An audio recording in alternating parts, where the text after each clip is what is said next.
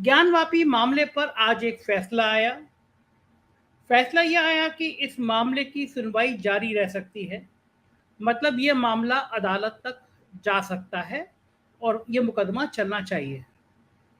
दरअसल आज़ादी के बाद एक ये विचार हुआ कि कानून बनाया जाए कि जो धर्म स्थल जहाँ पे थे, उनको आज़ादी के बाद उनको वहीं रखा जाए। तो 1991 में एक कानून बना कि आज़ादी के पहले के जो धर्म स्थल थे, जो देश आज़ाद हुआ था, अयोध्या का मामला छोड़ के बाकी धर्म स्थलों को यथावत रखा जाए, कोई विवाद ना हो। इस दृष्टि से ये फैसला हुआ था। लेकिन कुछ दिन पहले काशी में प्रधानमंत्री के निर्वाचन क्षेत्र में कुछ लोगों ने मुकदमा दायर किया और ये कहा कि विश्वनाथ मंदिर में एक जगह है कि वो भी मंदिर है, मस्जिद के नीचे की जगह थी वो। तो विवाद होना ही था, विवाद शुरू हो गया। मुस्लिम पक्ष सुप्रीम कोर्ट तक गया। सुप्रीम कोर्ट ने बनारस के जिला अदालत को आदेश किया कि इस मामले पे ये सुनिश्चित करें कि ये सुनवाई योग्य है, नहीं, मामला चलना चाहिए या नहीं चलना चाहिए। और आज फिर अदालत ने फैसला किया, इस मुकदमा सुनवाई जारी रहेगी, यानी मुकदमा चलेगा और फैसला होगा कि वहाँ के नीचे मंदिर है या नहीं है।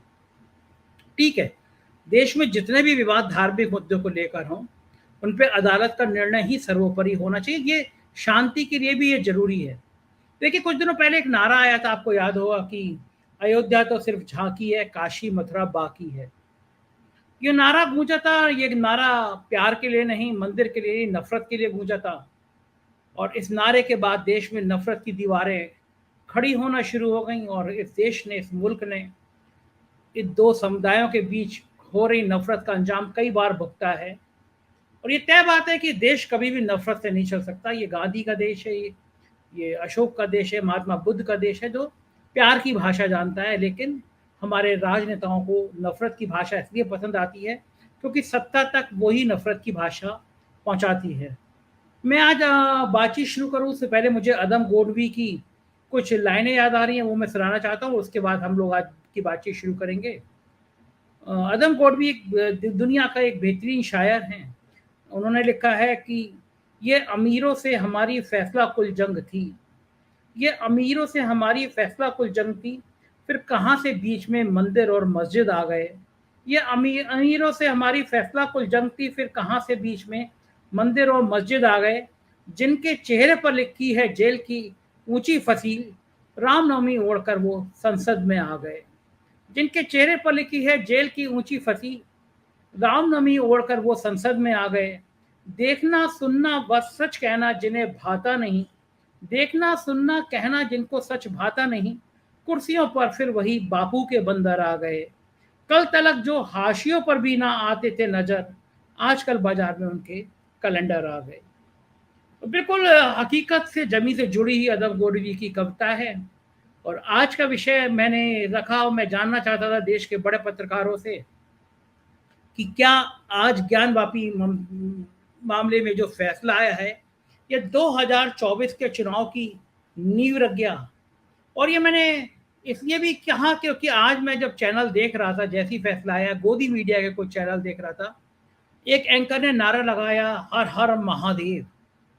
और मैं रिपोर्टर था, वो मैं हैरान था देखकर। मैं खुद आस्तिक हूँ, मैं नियमित पूजा करता हूँ, शिव जी का उपासक हूँ। शिव जी के जितने तीर्थ स्थल हैं मैंने लगभग सब जगह किया। मुझे भगवान शिव बड़े अच्छे भी लगते हैं। लेकिन जब आप पत्रकारिता कर रहे होते हैं तो किसी फैसले पे आप, अगर क्या ये मुस्लिम के पक्ष में नारा लग गया आया होता, तो क्या वो अल्लाह अकबर के नारे लगाते।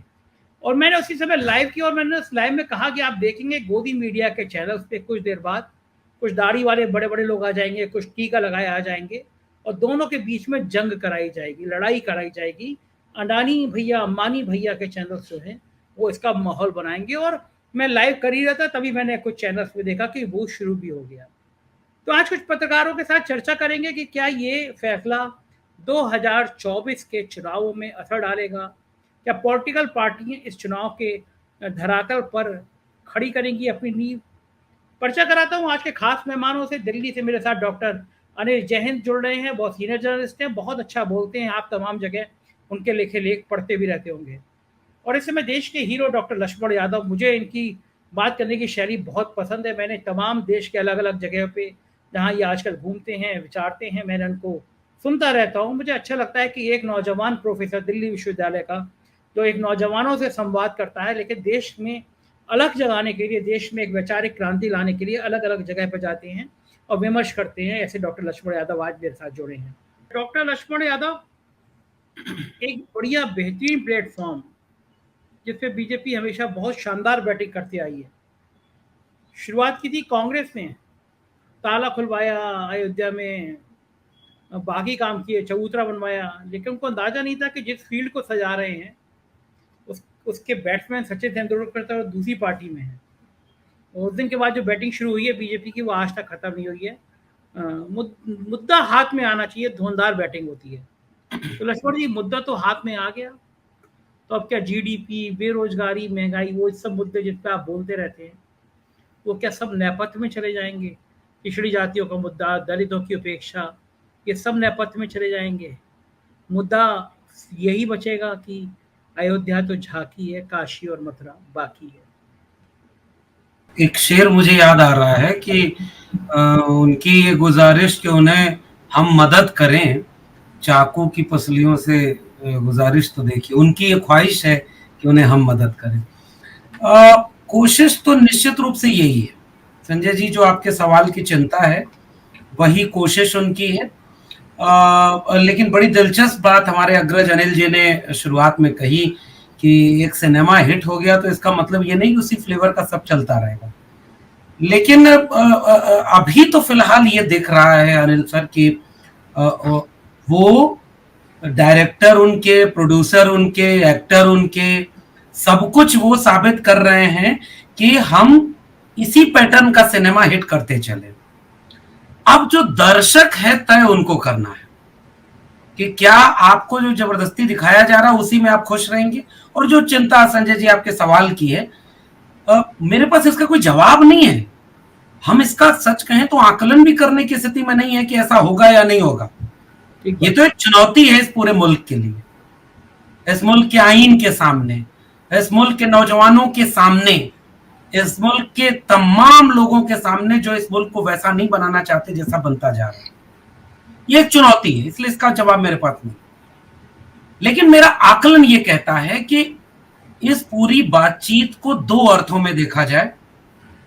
एक बातचीत होगी बौद्धिक बहस की, जो सामाजिक और सांस्कृतिक विमर्श है धार्मिक खांचे का, मंदिर मस्जिद का, धार्मिक मान्यताओं का, जो इस देश में नहीं हो रहा है।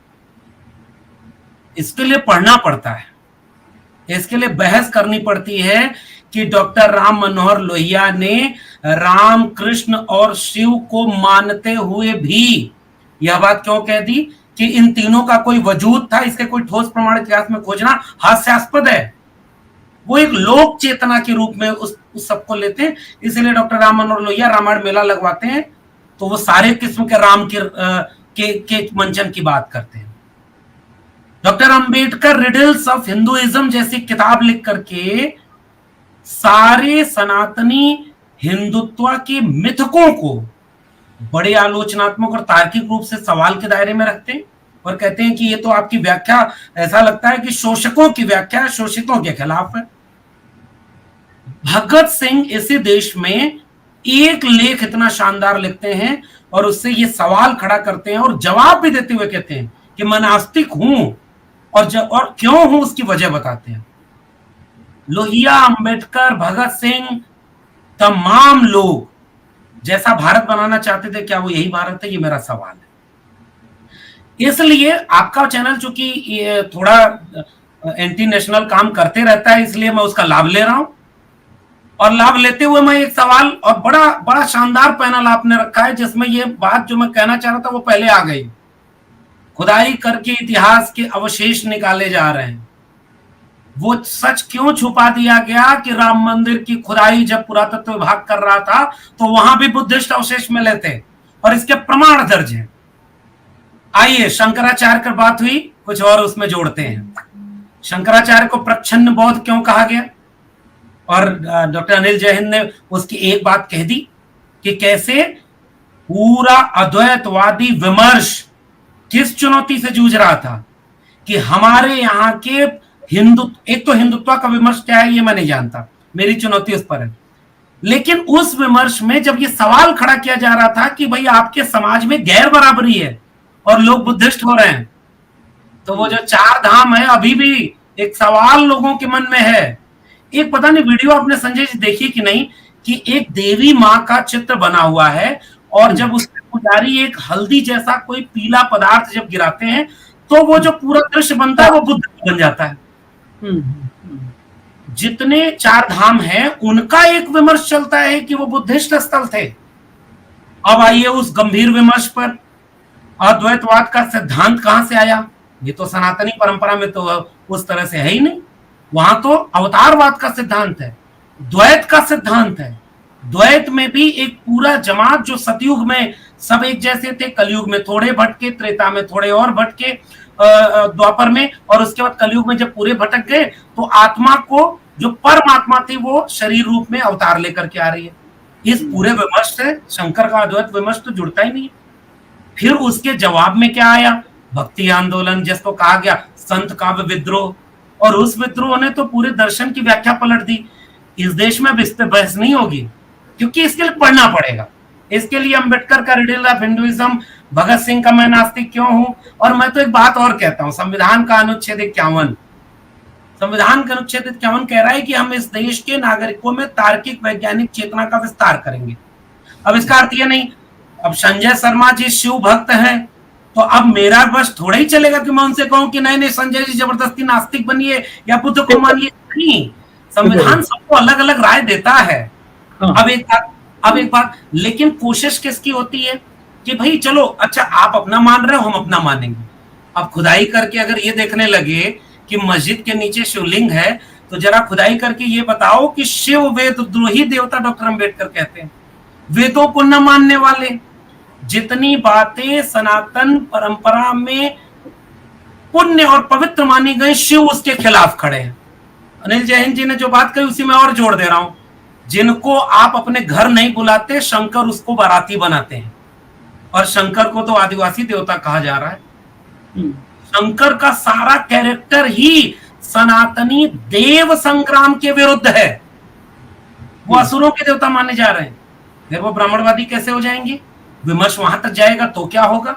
इसलिए एक पक्ष तो इसका ये है जिस पर बात नहीं हो रही है, और अगर बात हो रही है तो बौद्धिक लोगों की जिम्मेदारी है कि इस पर खुली बहस हो। ये जो 2 सनातनी परंपरा का विमर्श है, इस पर बात है। अब दूसरी और आखिरी बात, इसका राजनीति बड़े अच्छे से इस्तेमाल कर, राजनीति को वोट लेना होगा तो वो तो ये कहेगी ना कि कैमरा वाले कैमरा इधर कर दो, क्योंकि असली बात तो यहां से हो रही है। कैमरे के सामने बहस केवल इस पर होगी संजय जी। और जानते हैं जनता के बीच हमने शिक्षा को चौपट करके एक नुकसान क्या किया है, जैसे ही लोगों के बीच जा रहे कि मुसलमान तो बाद में आए, उन्होंने मंदिर गिराकर मस्जिद बनाई होगी, और बड़ी तेजी से ये चल रहा है। सीवान में नौजवान सड़क पर लेकर के हथियार चल रहे हैं कि मुसलमानों पर पत्थर फेंकेंगे। ये एक जवाब दे दें कि पूरे सनातन परंपरा जिसको ये मानते हैं उसमें कहां विद्रोह और हिंसा। राम अगर मूर्तियां बोलने लगे ना तो मंदिर जाने वाले आधे लोग तो मंदिर जाना बंद कर देंगे। मूर्तियां पलट कर पूछेंगी कि तुम पिछली बार वादा करके गए थे कि गुनाह नहीं करोगे और इतना गुनाह करके आए। सही राम को अगर पता चल जाए ना, राम मनोहर लोहिया इसीलिए बार बार कहते थे जितने प्रकार के राम हैं उन सब की रामायण हम मनाएंगे। और एक राम के नाम पर लिंचिंग और जय श्री राम बोल करके केवल मुसलमानों का विरोध, ये बहुत बड़े जनमानस में पसारा जा रहा है। और यहाँ संजय जी मैं उस खतरे को देख रहा हूं कि आम जनता तक उस बौद्धिक विमर्श की गंभीरता नहीं है। इसलिए हो सकता है कि फिर से एक आतताई हिंसक वातावरण बनाया जाए और 2024 में इसका लाभ लिया जाए। इसलिए पता नहीं कबीर वहां तक जा पाएंगे कि नहीं, पता नहीं रैदास वहां पर जा पाएंगे कि नहीं। मन चंगा तो कठौती में गंगा, पता नहीं वो कठौती कहाँ चली गई। मन कितना चंगा ये सब देख रहे हैं। मुंह को कहाँ ढूंढे रे बंदे, मैं तो तेरे पास में। कितनी बार ये दुआ मैंने पढ़ा। और ये कोई मुसलमान लोग नहीं थे, कबीर तो इन्हीं के बीच से थे, चारवाक लोकायत इन्हीं के बीच से थे। छठ दर्शन में पदार्थवादी दर्शन विज्ञान का सांख्य और वैशेषिक इन्हीं का है। बुद्धा इन्हीं के बीच से विमर्श खड़ा करते हैं। और तब जाकर के उस विमर्श में आप पाएंगे कि असल में एक खास तरह की उत्तेजना भरी जा रही है और उस उत्तेजना का अपड़ कुपड़ भीड़ के रूप में इस्तेमाल किया जा रहा है। ये सबसे बड़ा खतरा है। मौका मिलेगा तो आखिरी में एक कविता पढ़ूंगा, आज बहुत मौजूद है संजय जी। डॉक्टर लक्ष्मण जी, देश को जाग जाना ही चाहिए, भलाई है, ये बात तो हम लोग कहते रहते हैं, लेकिन देश क्या जगेगा? लग रहा है आपको देश वाकई में जगेगा या अभी भी उलझा रहेगा इन सपनों की दुनिया में?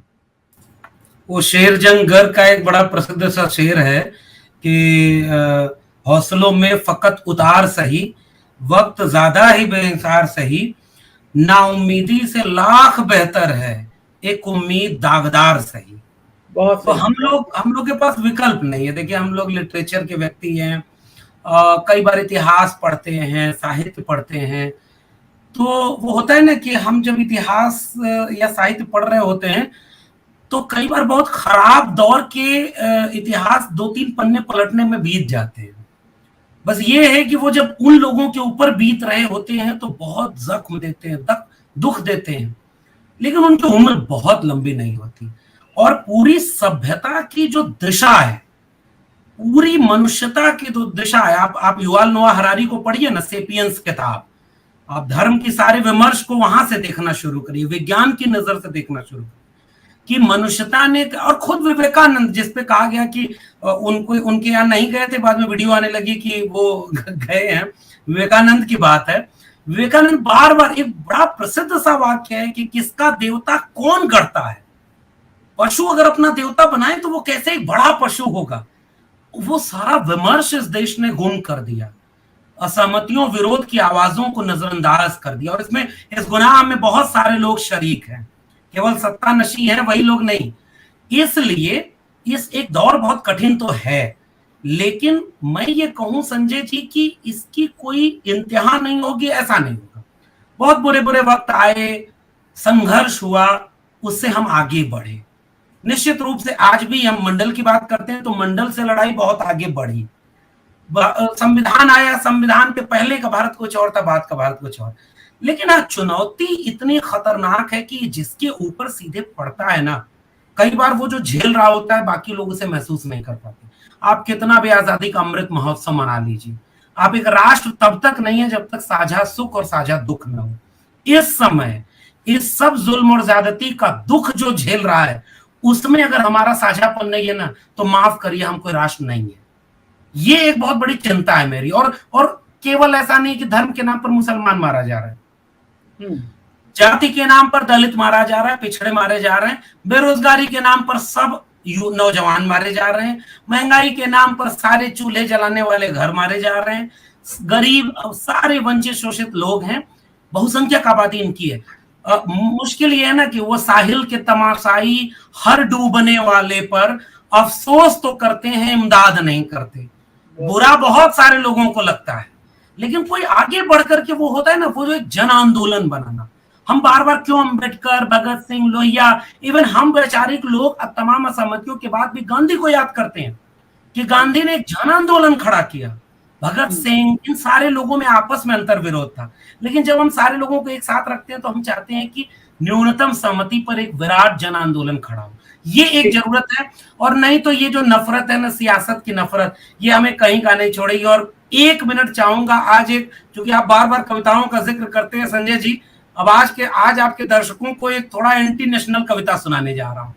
लिटरेचर का, कला, संगीत, साहित्य का कोई न धर्म होता है, न जाति होती है, न कोई राष्ट्र की सीमा होती है। इसलिए मैं फहमीदा रियाज की एक नज्म पढ़ रहा हूं जो पाकिस्तान की थी, और उसका असर जो लोग समझने वाले समझ जाएंगे। 1 मिनट। तुम बिल्कुल हम जैसे निकले, अब तक कहां छुपे थे भाई। याद करिएगा संजय जी, मंदिर मस्जिद की लड़ाई, सरपंच से जुदा से लेकर के धर्म के नाम पर हिंसा, जात के नाम पर हिंसा, लगातार हिंसक भाषण देना, बिल्किस बानो का बलात्कारी बाहर आए तो माला पहना, पूरा भारत याद करिए जो कुछ आपके सामने हो रहा है। और फिर इस नज्म को सुनिए। तुम बिल्कुल हम जैसे निकले, अब तक कहां छुपे थे भाई। वो मूर्खता, वो घामड़पन जिसमें हमने सदी गंवाई। पाकिस्तान की एक लेखिका भारत के लोगों को एड्रेस कर रही है। वो मूर्खता, वो घामड़पन जिसमें हमने सदी गंवाई, आखिर पहुंची द्वार तुम्हारे, अरे बधाई, बहुत बधाई। प्रीत धर्म नाच रहा है, कायम हिंदू राज करोगे, सारे उल्टे काज करोगे, अपना चमन तराज करोगे, तुम भी बैठे करोगे सोचा, पूरी है वैसी तैयारी, कौन है हिंदू कौन नहीं है, तुम भी करोगे फतवा जारी, होगा कठिन यहाँ भी जीना, दांतों को आएगा पसीना, जैसी तैसी कटा करेगी, यहाँ भी सबकी सांस घुटेगी, भाड़ में जाए शिक्षा विक्षा, अब जाहिलपन के गनगाना, आगे गढ़ा है ये मत देखो, आगे गढ़ा है ये मत देखो, वापस लाओ गया जमाना। और आखिरी में, मश्क करो तुम आ जाएगा, उल्टे पांव चलते जाना, ध्यान न दूजा मन में आए, बस पीछे ही नजर जमाना, एक जाप सा करते जाओ, बारंबार यही दोहराओ, कैसा वीर महान था भारत, कितना आलीशान था भारत, फिर तुम लोग पहुंच जाओगे, बस परलोक पहुंच जाओगे, हम तो हैं पहले से वहां पर, तुम भी समय निकालते रहना, अब जिस नर्क में जाओ वहां से चिट्ठी विट्ठी डालते रहना। बहुत शुक्रिया।